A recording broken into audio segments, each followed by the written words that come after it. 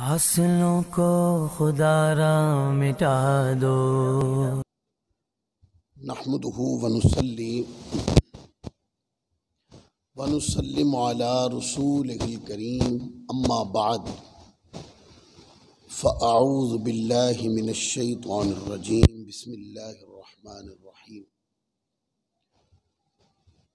یا صاحب الجمال و یا سید البشر، من وجہک المنیر لقد نفر القمر، لا يمكن الثناء كما كان حقه، بعد از خدا بزرگ تو یہ قصہ مختصر، وأحسن منك لم تر قط عینی، وأجمل منك لم تلد النساء، خلقت مبرأ من كل عیب، كأنك قد خلقت كما تشاء، بلغ العلا بکمالہ کشف الدجى بجمالہ، حسنت جمیع خصالہ، صلوا علیہ وآلہ، اللہم صل وسلم وبارک علی سیدنا و مولانا محمد وبارک وسلم وصلوا علیہ۔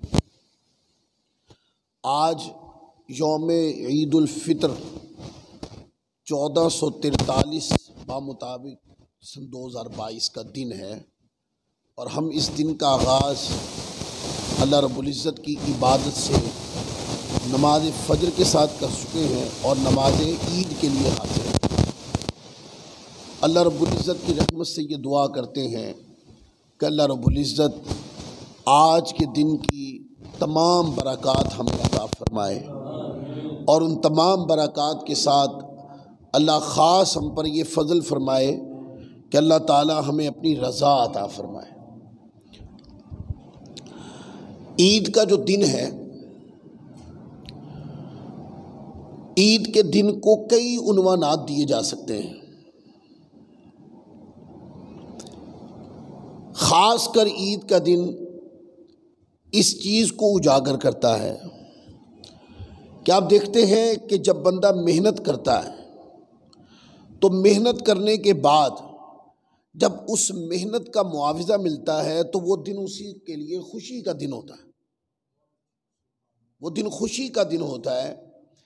تو رمضان المبارک میں شب و روز اللہ کی عبادت میں گزارنے والوں کے لیے یہ رمضان المبارک کے بعد یہ خوشی کا دن رکھا گیا کہ اے عبادت کرنے والوں اور شب و روز میرے ذکر و اذکار میں مصروف رہنے والوں کے لیے اللہ رب العزت نے یہ عید کا دن رکھا ہے، یعنی عید بمعنی شادمانی، خوشی، مسرت، یہ آج کا دن ہے۔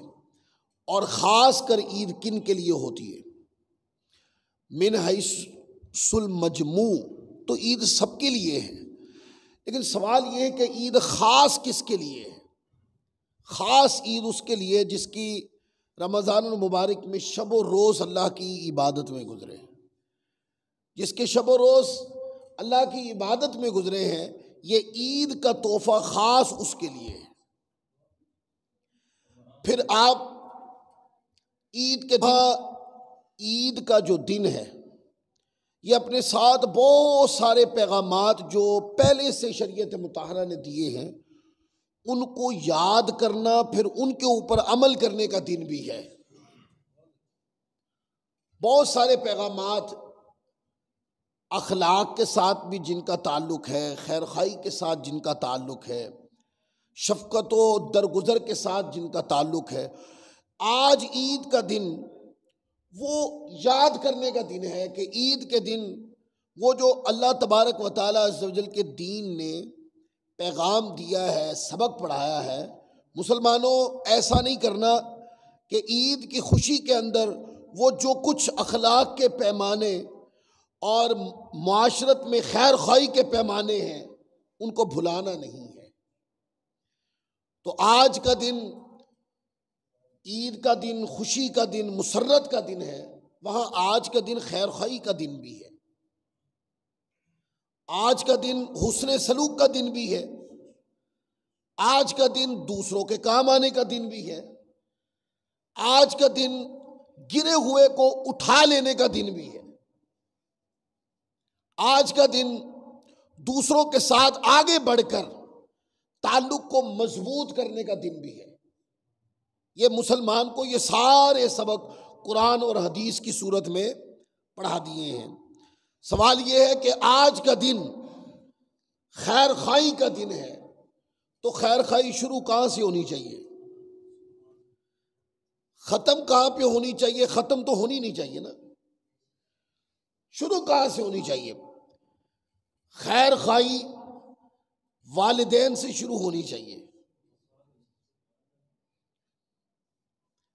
اور اس کے اوپر پھر احادیث ہے، قرآن مجید میں آیات ہیں کہ جس کے اوپر تاکیداً عبادت کے ساتھ والدین کے ساتھ حسن سلوک کرنا، ان سے نرمی کے ساتھ پیش آنا، ان کے ساتھ محبت سے پیش آنا، اور ان کی عزت و حرمت کا دھیان رکھنا، ان کے جائز امور کے فیصلے جو ہیں ان کو عزت افزائی کی نظر سے دیکھنا، یہ تمام امور ہمیں ملتے ہیں۔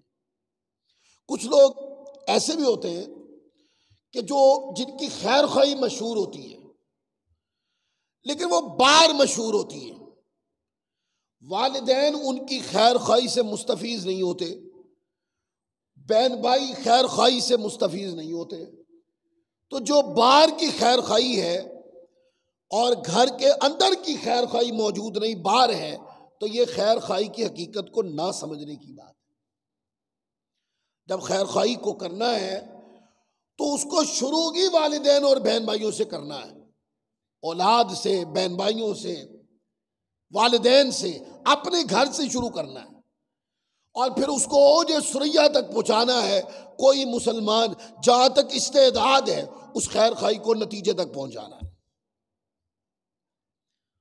پھر آگے آج کا جو دن ہے وہ اپنے دوستوں کے ساتھ خیر خواہی کرنا، ان کے ساتھ احترام سے پیش آنا، یہ آج کا دن ہمیں اس طرح کے کاموں کی یاد کرواتا ہے۔ اس کے اوپر حدیث ہے، اور یہاں تک حدیث پاک کے اندر ہے کہ صرف اپنے دوست کے ساتھ ہی خیر خواہی نہیں کرنی، صرف اپنے دوست کے ساتھ ہی اچھا تعلق نہیں رکھنا، اگر کسی کے والد کا کوئی دوست ہے تو حدیث میں یہاں تک کی تربیت موجود ہے کہ والد کے دوست کی بھی عزت کرنی چاہیے ہر جائز کام میں، اپنے والد کے دوست کی بھی عزت کرنی چاہیے۔ اس کے اوپر حدیث ہے، حضرت عبداللہ بن دینار رحمۃ اللہ علیہ، حضرت عبداللہ رضی اللہ تعالیٰ عنہ کا یہ بیان نقل کرتے ہیں، کہتے ہیں کہ میں نے نبی پاک صلی اللہ علیہ وآلہ وسلم کو یہ بات ارشاد فرماتے ہوئے سنا کہ بہترین نیکی یہ ہے کہ آدمی اپنے والد کے دوست کے گھر والوں کے ساتھ بھی حسن سلوک کرے۔ شروع کہاں سے کرے؟ اپنے والدین سے حسن سلوک شروع کرے، اپنے بہن بھائیوں سے حسن سلوک شروع کرے، اپنے اہل خانہ سے حسن سلوک شروع کرے، اور پھر گزارے، اس کو اوج ثریا تک پہنچائے، حتیٰ کہ صرف والدین ہی نہیں، والدین کے حقوق کے اندر یہ بات شامل ہے کہ ان کے جو اچھے دوست ہیں ان کے ساتھ، ان کی اولادوں کے ساتھ بھی اچھا تعلق رکھا جائے۔ والد کا کہیں اچھے اور جائز تعلق، اچھا تعلق تھا، اچھی دوستی تھی، اولاد کو چاہیے کہ والد کے دنیا سے جانے یا دنیا میں موجودگی میں بھی وہ تعلق نبھائے، اور والد کے دنیا سے چلے جانے کے بعد بھی وہ تعلق ختم نہ ہونے دے۔ آج کا دن اس طرح آگے بڑھ کر احترام کے رشتوں کو مضبوط کرنے کا دن ہے۔ آج کا دن ہمیں یہ یاد کرواتا ہے کہ یہ جو مسرت اور خوشی کا دن ہے جس کو ہم عید الفطر کہتے ہیں، اس کا معنی یہ ہے کہ آگے بڑھے، احترام کے رشتوں کو رواج دیں، آگے بڑھے، خیر خواہی کو رواج دیں، اور آگے بڑھ کر اگر کہیں تعلق کمزور ہو گیا ہے تو اس کمزور تعلق کو دوبارہ بحال کر لیں۔ پھر آگے احادیث کے اندر ہے کہ والد کے دوست اور اس دوست کے گھر والوں کے ساتھ حسن سلوک کا حکم ہے۔ پھر حدیث پاک کے اندر ہے کہ اپنے تعلق خالہ اور خالو کے ساتھ حسن سلوک کا تعلق مضبوط ہونا چاہیے، اس پر احادیث کے اندر تربیت موجود ہے۔ اور پھر کہا کہ والدین کے حقوق کے اندر یہ بھی شامل ہے کہ والدین کے لیے دعا کی جائے، ان کو بھولا نہ جائے۔ اچھا، کیا دعا ان کے لیے ان کے دنیا سے جانے کے بعد کی جائے یا دنیا میں موجودگی میں بھی کی جائے؟ ہے ان کی دنیا میں موجودگی میں بھی کی جائے۔ پوچھے کیوں؟ جب ہم نماز پڑھتے ہیں تو نماز میں تو والدین کے لیے دعا اللہ نے نماز کے اندر رکھ دی ہے۔ جب ہم پڑھتے ہیں رب اجعلنی مقیم الصلاۃ ومن ذریتی ربنا وتقبل دعا، ربنا اغفر لی، ربنا اغفر لی ولوالدی وللمؤمنین، والدین کے لیے دعا رکھ دی، لیکن یہ تو نماز کے اندر اللہ تعالیٰ نے رکھی ہے نا، وہ تو فریضہ نماز کے اندر شامل کر دی۔ سوال یہ ہے کہ ہمارے دل کا جنوں بھی یہ ہونا چاہیے کہ ہم اپنے دل کے جنوں کے ساتھ جہاں نماز کے اندر اپنے والدین کے لیے دعا کرتے ہیں، وہاں نماز کے بعد بھی جب ہم نماز کے بعد دعا مانگتے ہیں اور اپنے بہت سے امور نماز کے اندر اللہ رب العزت کی بارگاہ میں پیش کرتے ہیں، وہاں والدین کے لیے بلند عظمت کے لیے دعا کی جائے، اور ان کی اگر دنیا سے چلے گئے تو ان کی بے حساب مغفرت کی دعا کی۔ پھر اس کے اوپر حدیث ہے، حضرت ابو ہریرہ رضی اللہ تعالیٰ عنہ بیان کرتے ہیں کہ نبی پاک صلی اللہ علیہ وآلہ وسلم نے یہ ارشاد فرمایا کہ 3 طرح کی دعائیں بلا شک و شبہ قبول ہوتی ہیں۔ نمبر 1 مظلوم کی دعا، نمبر 2 مسافر کی دعا، نمبر 3 والد کی اولاد کے لیے دعا قبول ہوتی ہے۔ اب اس میں ایک اور ترغیب آ گئی کہ جہاں اولاد کو چاہیے کہ والدین کے لیے دعا کرے، وہاں والدین کے حقوق میں یہ شامل ہے کہ وہ اولاد کے لیے دعا کرے۔ اس لیے کہا جاتا ہے کہ کوئی سفر پہ جائے یا سفر سے آئے تو اس کو کہیں کہ مجھے بھی دعا میں یاد رکھیے گا۔ اور مظلوم کی دعا اللہ کی بارگاہ میں قبول ہوتی ہے، لہذا کسی پہ ظلم نہیں کرنا چاہیے کہ مظلوم کے جب ہاتھ اٹھتے ہیں تو اللہ تبارک و تعالیٰ قبول فرما لیتا ہے۔ پھر آگے آج کا دن قطع تعلقی سے بچنے کا دن ہے۔ اگر کہیں تعلق کٹ گیا ہے اور ٹوٹ گیا، تعلق ختم ہو گیا ہے، آگے بڑھ کے اس تعلق کو جوڑنے کی اپنی طرف سے کوشش کریں۔ وہ پھر ایک الگ مسئلہ ہے کہ آپ نے کوشش کی، آپ کوشش کرتے بھی ہیں، پر وہ تعلق بحال نہیں ہوتا۔ اچھا، جن عناصر کی وجہ سے وہ تعلق بحال نہیں ہوتا، پھر ذمہ دار وہ ہوں گے۔ آپ کی طرف سے خیر خواہی کا، تعلق کو جوڑنے کا، کٹے ہوئے تعلق کو دوبارہ استوار کرنے کی پوری کوشش ہونی چاہیے۔ اس پر حدیث ہے حضرت عبد الرحمن بن عوف رضی اللہ تعالی عنہ کی، ان کی عیادت کرنے کے لیے آئے تو شیخ ابو داد بولے، لوگوں میں سب سے بہتر اور سب سے زیادہ صلہ رحمی کرنے والے میرے علم کے مطابق حضرت ابو محمد یعنی عبد الرحمن بن عوف ہیں۔ تو حضرت عبد الرحمن بن عوف نے یہ فرمایا، میں نے نبی پاک صلی اللہ علیہ وآلہ وسلم کو یہ بات ارشاد فرماتے ہوئے سنا ہے کہ اللہ تعالیٰ یہ فرماتا ہے کہ میں اللہ ہوں اور رحمان ہوں، میں نے رحم کو پیدا کیا اور میں نے اسے اپنے نام سے مشتق کیا، جو شخص اسے ملائے گا میں اسے ملاؤں گا، اور جو شخص اسے کاٹے گا میں اس کے ٹکڑے کر دوں گا۔ لہذا رحم کو ترویج دینی چاہیے، ظلم کا کلا کما کرنا چاہیے۔ تعلق کو توڑ دینا یہ رحم نہیں ہے، تعلق کو توڑ دینا یہ ظلم ہے، اور ٹوٹے ہوئے تعلق کو جوڑ دینا یہ رحمت ہے، یہ رحم ہے۔ اللہ کو ٹوٹے ہوئے تعلق جوڑنے والا بندہ پسند ہے، تعلق توڑنے والا بندہ پسند نہیں ہے۔ دیکھیں نا، جب تعلق توڑا جاتا ہے تو کس کے بندوں سے توڑا جاتا ہے؟ وہ بندے کس کے ہیں؟ اللہ کے، تو اللہ کے بندوں کے ساتھ جب تعلق توڑا جاتا ہے تو اللہ ناراض ہو جاتا ہے۔ پھر میں نے وہ ترغیب دلاتے ہوئے کہا کہ آپ کی طرف سے پورا زور ہو، اخلاص نیت کے ساتھ پورا زور ہو کہ میں یہ تعلق بحال کرنا چاہتا ہوں۔ آپ نے کوشش بھی پوری کی اور آپ کرتے رہے کوشش۔ اگر تعلق کسی وجہ سے بحال نہیں ہو رہا تو آپ کو کوشش کا ثواب جاری کر دیا جائے، کہ مومن کی یہ شان ہے کہ جب وہ نیکی کی نیت کرتا ہے تو اس کے لیے نیکی لکھ دی جاتی ہے۔ یہ مومن کی شان ہے کہ ابھی اس نے نیکی کی نہیں ہے، ابھی اس نے نیکی کی صرف نیت کی ہے، نیکی وہ کرے گا تو اس کا ثواب، نیت کا ثواب ہی لکھ دیا جاتا ہے، اور جب وہ نیکی کر دیتا ہے تو 10 گنا بڑھا کر، اور اخلاص کی بنیاد پر 70 سے 100 گنا بڑھا دیا جاتا ہے۔ وہ اللہ اپنی رحمت سے جتنا بھی عطا فرما دے۔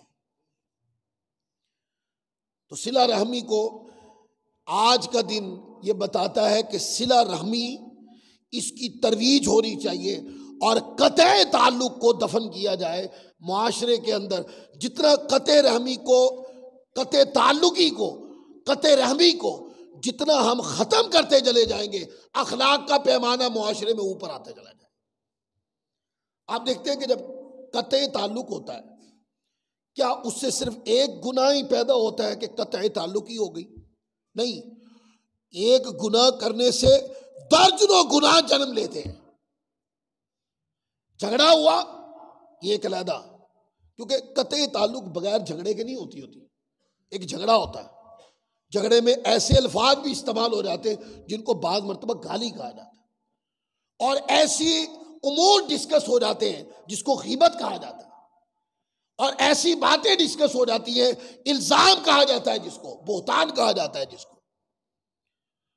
اور پھر ان معاملات کے اندر چغلی، بہتان بازی، الزام تراشی، تو ایک قطع تعلق کے اندر ہزاروں گناہ شامل ہے۔ اس لیے فرمایا کہ قطع تعلق ہی نہیں کرنی، تعلق کو جوڑنا ہے، تعلق کو بحال کرنا ہے، کیونکہ جب آپ تعلق کو بحال کرتے ہیں تو معاشرے میں محبت کی فضا پیدا ہوتی ہے، لوگوں کے اندر اخلاق کی فضا پیدا ہوتی ہے، اور محبت اور اخلاق کی جو فضا ہے یہ ہمیشہ معاشرے کو ایک اچھی روش میں اکٹھا کرتی ہے، اس پہ تربیت ہوتی ہے معاشرے کی۔ اور جب کوئی تعلق توڑتا ہے تو معاشرے میں گندگی پیدا ہوتی ہے، گناہ پیدا ہوتا ہے، انتشار پیدا ہوتا ہے۔ اس لیے کہا کہ عید کا جو دن ہے یہ ٹوٹو ہوں کو جوڑنے کا دن ہے، نہ کہ توڑنے کا دن۔ پھر اسی طرح اللہ تبارک و تعالیٰ عز و جل جب بندے کو صاحب اولاد فرماتا ہے تو اس کے اوپر پھر والدین کو چاہیے کہ وہ اولاد سے محبت بھی کرے۔ جیسے اولاد کے اوپر واجب اور فرض کیا ہے کہ والدین کے ساتھ حسن سلوک کرے، اولاد والدین سے محبت کرے، والدین کا احترام کرے، اور والدین کا احترام قرآن مجید کی آیتوں میں اللہ کی عبادت کے ساتھ آیا ہے، اتنا موقع حکم آیا۔ اسی طرح والدین کے اوپر کہ والدین بھی اپنی اولاد کے ساتھ محبت کریں۔ تو آپ دیکھتے ہیں عید کے دن والدین کی طرف سے بے مثال محبت کا مظاہرہ اولاد کے ساتھ کیا جاتا ہے۔ یہ کیا ہے؟ آج کے دن کا یہ پیغام ہے کہ والدین کو چاہیے اپنی اولاد کے ساتھ محبت کریں، اولاد کو چاہیے والدین کی محبت کے نتیجے میں والدین کے ادب کو فروغ دیں، والدین شفقت اور محبت کو فروغ دیں، اور اولاد اس کے نتیجے میں والدین کے ساتھ ٹوٹ کے محبت کرے، شفقت اور احترام کے پیمانوں کو اور مضبوط کرے۔ دونوں طرف سے یہ کڑیاں جیسے جیسے ملتی جائیں گی، تربیت اپنے اوج ثریا پہ پہنچتی جائے گی۔ حدیث ہے اس کے اوپر، روایت کرتے ہیں حضرت عمر بن عبداللہ العزیز، وہ بیان کرتے ہیں کہ ایک نیک خاتون سیدہ خالہ بنت حکیم نے یہ بات بیان کی کہ ایک دن نبی پاک صلی اللہ علیہ وسلم باہر تشریف لائے تو آپ نے اپنے ایک نواسے کو گود میں اٹھایا ہوا تھا۔ اب وہ یا تو امام حسن مجتبیٰ تھے یا حضرت امام حسین مرتضیٰ تھے، اور یہ دونوں طرح حدیث ہے۔ کہ ایک روایت میں آتا ہے حضرت امام حسین رضی اللہ تعالیٰ عنہ کو اٹھایا ہوا تھا، ایک روایت میں آتا ہے کہ امام حسن مجتبیٰ کو اٹھایا ہوا تھا، اور ایک روایت اس سیغے کے ساتھ بھی ہے کہ دونوں شہزادوں کو کندھے پہ اٹھایا ہوا تھا۔ کندھوں کے اوپر بٹھانا یہاں پہلے بچپن میں دیکھا کرتے تھے، اب تو کم ہو گیا، تو والد غالباً تو بڑے یہاں بٹھا لیتے تھے بچوں کو، چھوٹے بچوں کو، یہ سنت ہے، یہ حضور کی سنت ہے۔ تو وہ بیان کرتی ہیں کہ آپ نے اپنے ایک نواسے کو گود میں اٹھایا ہوا تھا اور آپ نے یہ بات ارشاد فرمائی، تم لوگ یعنی اولاد آدمی کو بخیل کر دیتی ہے،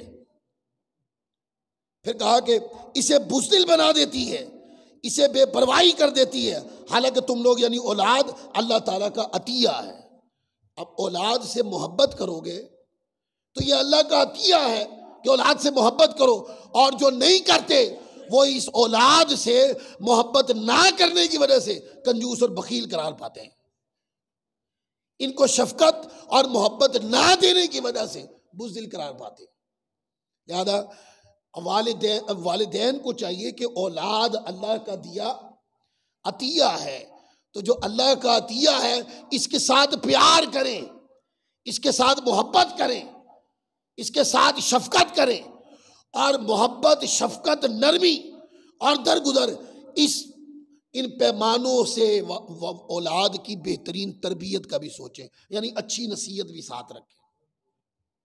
پھر آگے اولاد کے اوپر رحمت کرنا، اس کے اوپر حدیث ہے، حضرت ابو ہریرہ روایت کرتے ہیں، ایک دفعہ حضرت اقرا بن حابس نے نبی کریم صلی اللہ علیہ وسلم کو دیکھا کہ آپ اس وقت امام حسن مجتبیٰ کو بوسہ دے رہے تھے۔ اچھا، یہ اس وقت کی بات ہے جب لوگ بوسہ دینا صحیح نہیں سمجھتے تھے۔ اس طرح کی حدیث ہے کہ حضور اپنے شہزادوں کو چوم رہے تھے، تو کسی نے کہا کہ آپ چوم رہے ہیں، ہم تو نہیں چومتے۔ اس پر حضور نے فرمایا کہ پھر تو بہت بخیل ہو تم، پھر تو بہت کنجوس ہو تم، کہ اللہ کا عطیہ ہے اولاد اور تم اولاد کو چومتا ہی نہیں، اولاد سے محبت ہی نہیں کرتے، اولاد پہ شفقت ہی نہیں کرتے۔ تو معنی یہ ہے آج کا دو دن ہے، یہ خاص اولاد کے اوپر شفقت کرنے کے معاملے کو یاد کرنے کا دن ہے، کہ والدین کو چاہیے کہ اولاد کے اوپر شفقت کریں۔ اور پھر آج دیکھیں مسلمانوں میں یہ عام رواج ہے کہ ویسے تو والدین ہر موقع پر اپنی اولاد پہ خرچ کرتے ہیں، ہر موقع پر، لیکن خاص کر جب عید کا دن آتا ہے تو وہ جو ہر معاملے پر، ہر جائز معاملے پر والدین خرچ کرتے ہیں، آج کے دن خاص خرچ کرتے ہیں۔ تو اس کے اوپر بھی حدیث ہے کہ بیٹیوں اور بہنوں پر خرچ کرنا، کیونکہ اس وقت اس معاشرے میں، جس معاشرے کے اندر آقا علیہ الصلوۃ والسلام یہ تربیت فرما رہے ہیں، اس معاشرے میں بچیوں کو زندہ درگور کر دیا جاتا تھا۔ بچی کا پیدا ہونا جرم تھا، لہذا بچی کو پیدا ہی نہیں ہونے دیا جاتا تھا، اور اگر کوئی زندہ رکھتا تھا تو اس کو چھپ چھپا کے بچیوں کی تربیت اور بچوں کی پرورش کرنی پڑتی تھی۔ ایسے ماحول کے اندر حضور علیہ الصلوۃ والسلام یہ فرما رہے ہیں اپنی بیٹیوں پر، اپنی بہنوں پہ خرچ کرو۔ یہ کیا ہے؟ یہ تربیت اس معاشرے کو بدلنے کے لیے تھی، لیکن پیغام قیامت تک کے لیے تھا، کہ قیامت تک کے لیے سن لیے کہ جب بیٹیوں پہ خرچ کرنے کی باری آئے تو مومن بندے طبیعت میں کنجوسی نہیں آنی چاہیے، بہنوں پہ خرچ کرنے کی باری آئے تو کنجوسی نہیں آنی چاہیے۔ جب تک بہنیں اپنے گھروں میں ہوتی ہیں تو تب تک تو بندہ کسی نہ کسی منہ سے خرچ کرتا رہتا ہے، اور جب بہنیں بیاہی جاتی ہیں تو پھر خرچ کرنا اور مشکل ہو جاتا ہے، اور بیٹوں نے بڑے ہو کر شاید کما کے دینا ہوتا ہے، اس لیے بیٹوں کی تعلیمی تربیت بھی اعلیٰ کی جاتی ہے۔ بچے چونکہ ان کے کپڑوں کو، ان کا یعنی کہ ہر چیز کو فٹ فاٹ رکھا جاتا ہے، اور جب باری آتی بچیوں کی تو کنجوسی کا پہلو استعمال ہو جاتا ہے۔ تو بتایا گیا کہ بیٹیوں پر اور خاص بہنوں پر اپنے آپ کو کنجوسی سے بچائیں، ان پہ خرچ کریں۔ سخی بنے کس بات پر؟ بیٹیوں پر، بہنوں پر خرچ کرنے میں سخی بنے۔ اس پر حدیث ہے، حضرت ابو سعید خدری رضی اللہ تعالیٰ عنہ بیان کرتے ہیں کہ نبی پاک صلی اللہ علیہ وسلم نے ارشاد فرمایا، جس شخص کی 3 بیٹیاں ہوں یا 3 بہنیں ہوں اور وہ ان کے ساتھ اچھا سلوک کرے تو وہ شخص جنت میں داخل ہوگا۔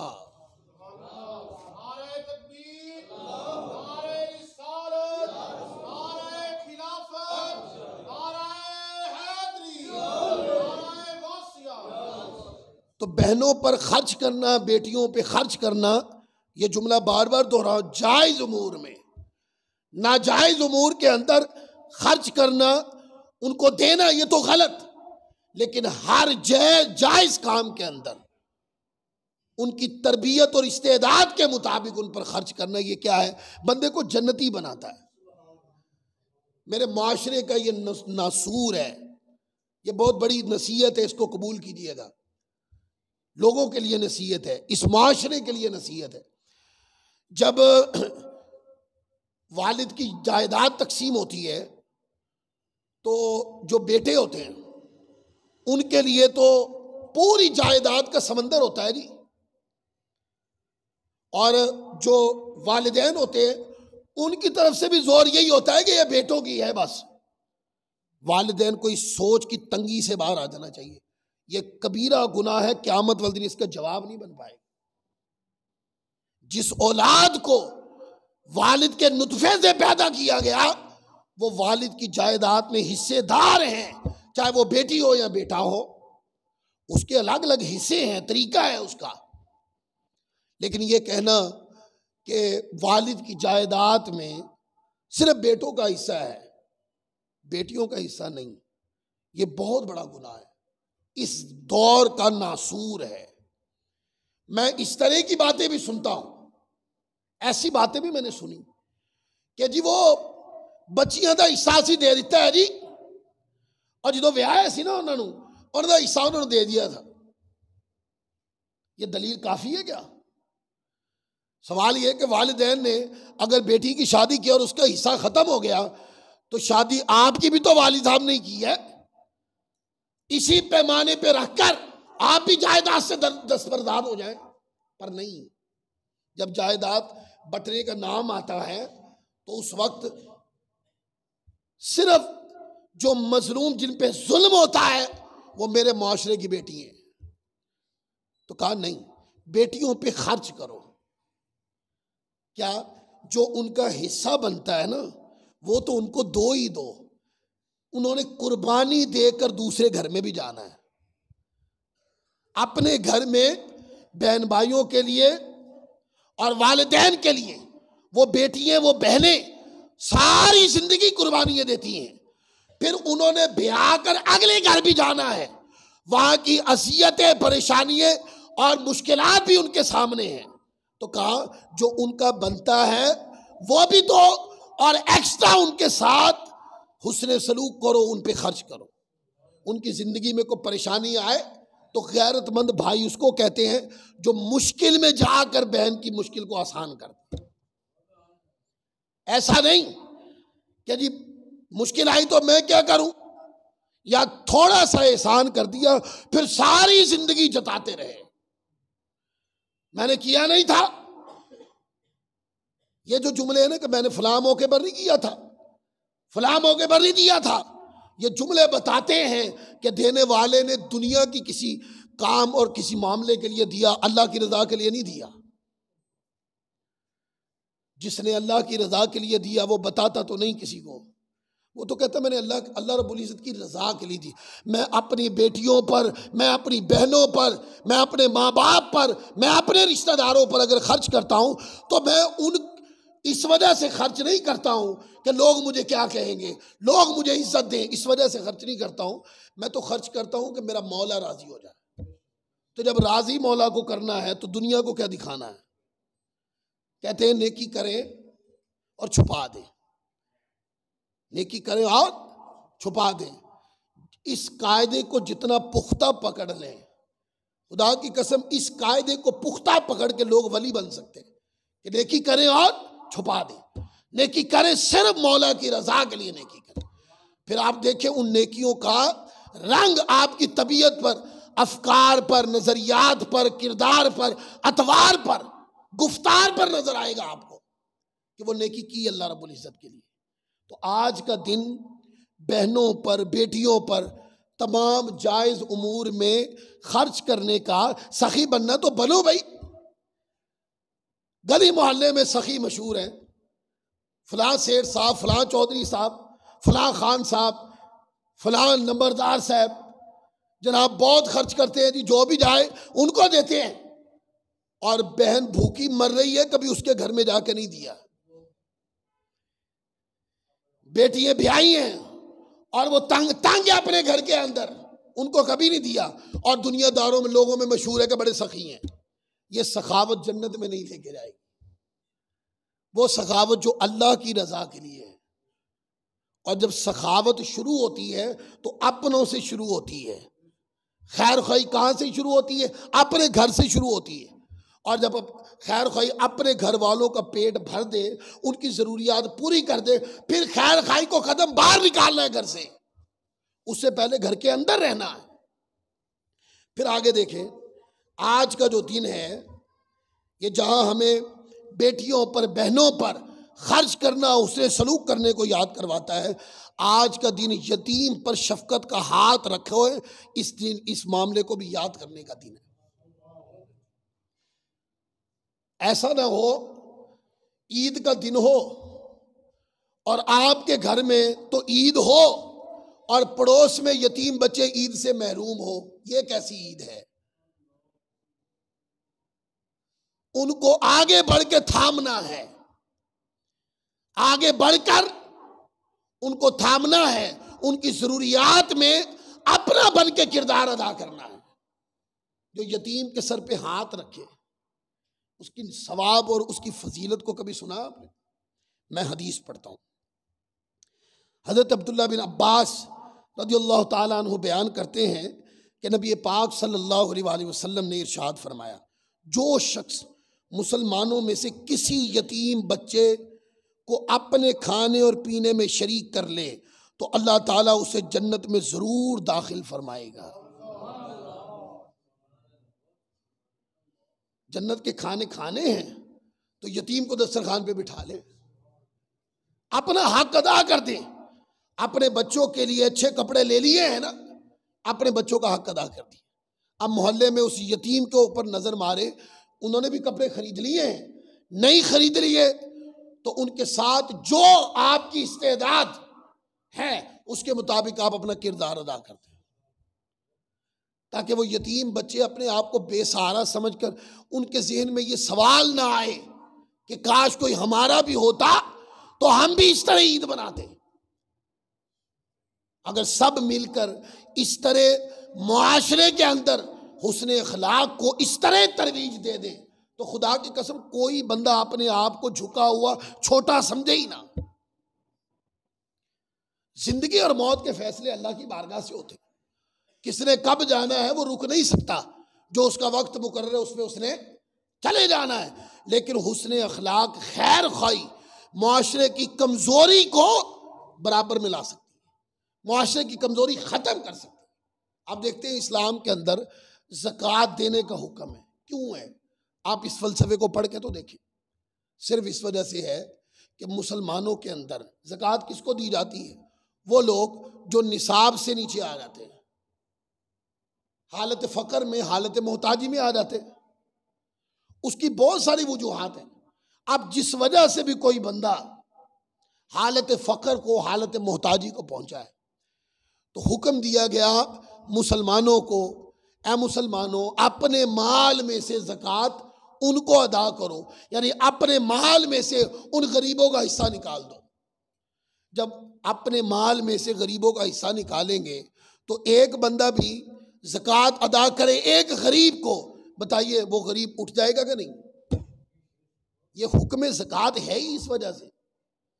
اور اس کے علاوہ ایکسٹرا صدقہ کرنا، اس کی پھر فضیلت ہی فضیلت ہے، جتنا کوئی بڑھ کے کرے۔ تو یہ ہمیں آج کا دن یاد کرواتا ہے کہ آج کا دن عید کا دن ہے، اس کو خوشی کا دن کہتے ہیں، مسرت و شادمانی کا دن کہتے ہیں، محبتیں بانٹنے کا دن کہتے ہیں، خیر خواہی کا دن کہتے ہیں۔ کہیں خوشیاں بانٹتے بانٹتے یتیم پیچھے نہ رہ جائیں، ان کو بھی ساتھ جوڑ لیں، کہیں مسکین پیچھے نہ رہ جائیں، ان کو بھی ساتھ جوڑ لیں، کہیں غریب پیچھے نہ رہ جائیں، ان کو بھی ساتھ جوڑ لیں، کہیں کوئی بے سہارا پیچھے نہ رہ جائے، اس کو بھی ساتھ جوڑ لیں۔ جو جتنا آگے قدم بڑھا کر کسی کی خیر خواہی کرے گا، وہ اللہ کی رحمت سے اتنا ہی عظیم اجر پائے گا۔ لہذا آج کا دن ہمیں ان امور کی یاد دہانی کرواتا ہے کہ جس کے اوپر کئی بار قرآن مجید میں مختلف آیتوں میں پیغام آئے، اس میں اخلاق کے مختلف موضوعات کے اوپر مسلمانوں کی تربیت کی گئی۔ یعنی عید کے اندر ایسا نہیں ہونا چاہیے کہ عید خود غرضی کی عید نہیں ہونی چاہیے، کیونکہ عید کا معنی خود غرضی نہیں ہے۔ کچھ لوگ عید مناتے ہیں، ان کی عید کے اندر خود غرضی بڑی نمایاں ہوتی ہے۔ نہیں، عید معنی ہے ملنساری کا، ملا کر محبتیں بانٹنا، یہ ہے نام عید کا۔ لہذا ملنساری کو رواج دیا جائے اور خودداری بامعنی اس کے اپنے تک محدود رکھنا اور دوسرے کی پرواہ نہ کرنا، اس سے بچنا چاہیے۔ تو آج کے دن کو اس طرح خوشیوں کے ساتھ منائیں۔ اللہ ہمیں آج کے دن کی